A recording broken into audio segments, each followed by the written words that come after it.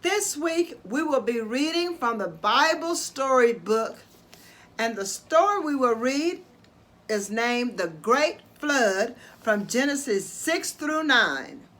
This is the story of how rainbows came to be and how God saved those that followed him.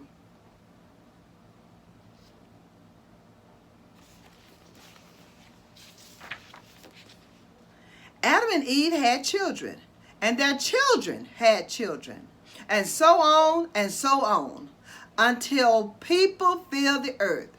But as the years passed, the people began to forget about God. Their hearts and minds filled with wickedness. They became so wicked that they only thought about evil all the time.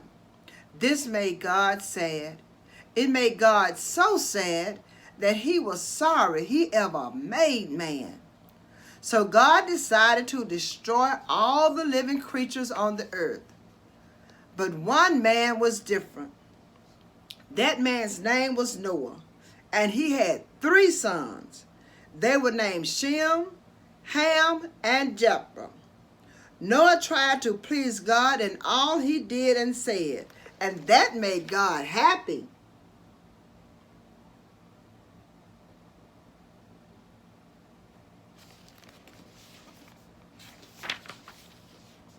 One day, God said to Noah, I am going to flood the earth and destroy every creature on it. But because you love me and follow me, I am going to save you and your family. Then God told Noah to build an ark. Build it out of gopher wood, God said. Put a roof on top and a door in the side.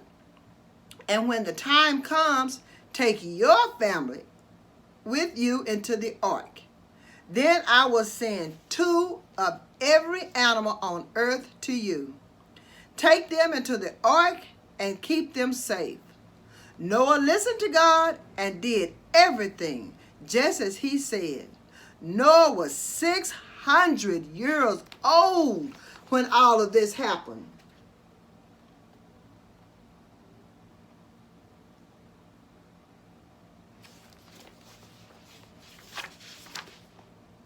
When the ark was finished, God sent the animals to Noah.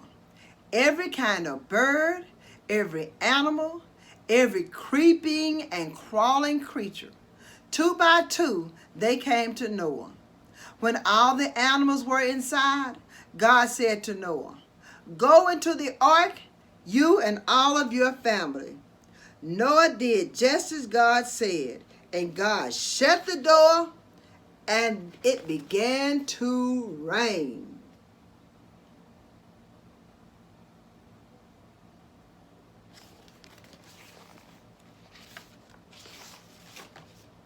Waters poured down from the sky. The more water shot up from beneath the earth. For 40 days and 40 nights, it rained and rained and rained. The waters drew deeper and deeper until the ark floated up off the ground. Higher and higher, the waters rose until it was everywhere, even covering the tops of the trees. Still, the waters rose higher. Up and up and up, they rose until the tops of the very tallest mountains were covered. But Noah and his family and all the animals were safe and warm and dry in the ark.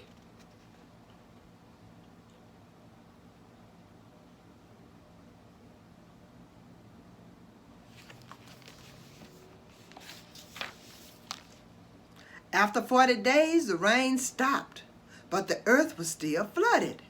So God sent a great wind to dry up the waters. The wind whistled and whoosed around the ark. The water sank lower and lower until, at last, the tips of the mountain tops could be seen. Then one day the ark landed with a thump and a thud on the mountains called Ararat.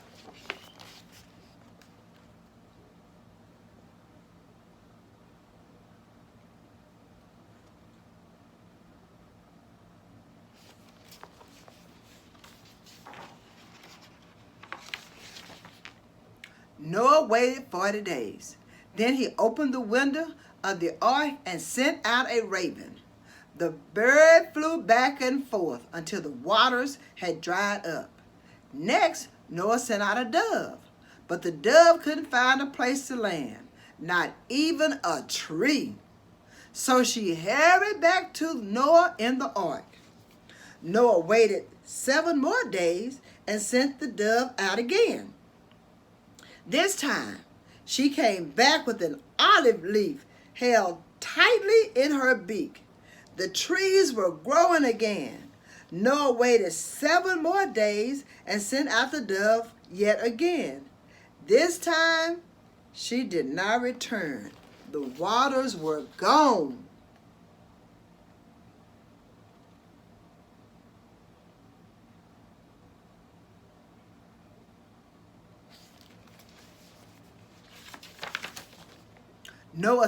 God said, Noah, come out of the ark, you and all your family and all the animals. Noah and his wife, his sons, and their wives all stepped out of the ark, stretching and blinking in the bright sunshine. The animals followed 2 by 2. Birds fluttered their wings and soared into the sky. Lions and leopards crouched and crept. Bears lumbered along while the turtles plodded slowly out. There was so much to see and do, but Noah stopped and worshiped God. God blessed Noah and his sons and told them to fill the earth with people again. Then God made a covenant, a very special promise with Noah and his sons. Never again will I destroy the earth with a flood, promised God. And as a sign of that promise, God placed a rainbow in the clouds. Whenever I see the rainbow, God said, I will remember my promise.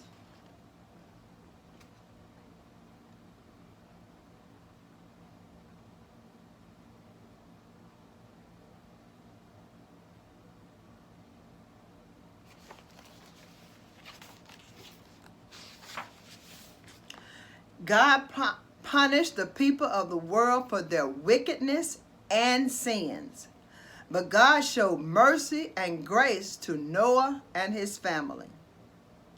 There is still wickedness and sin in this world today, but God has now fully revealed his amazing plan to rescue you and me. Jesus, God's own Son, was punished for our sins, so that those who love and follow him don't have to.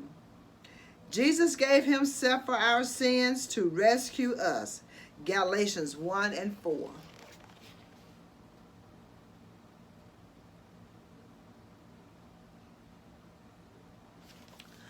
I hope you have enjoyed this story coming from the Bible Storybook, and I hope you will come back again next week for another fun story. And remember, keep reading.